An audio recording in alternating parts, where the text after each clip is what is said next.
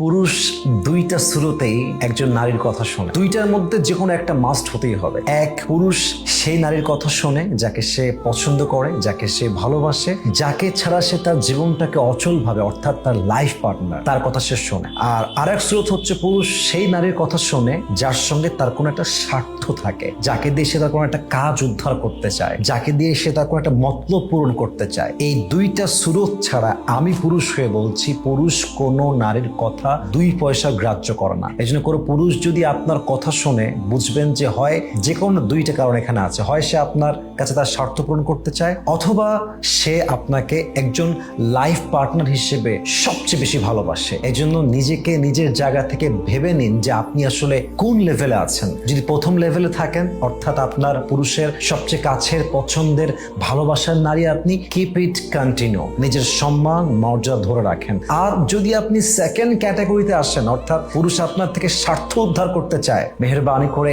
কথা শুনছে বলেই পটে যাবেন না, সবকিছু দিয়ে দিবেন না, বিশ্বাস করে ফেলবেন না। যত দ্রুত সম্ভব, অ্যাজ সুন অ্যাজ পসিবল এখান থেকে বের হয়ে আসেন, দেখবেন যে আপনার জীবনটা নষ্ট হবে না ইনশাআল্লাহ।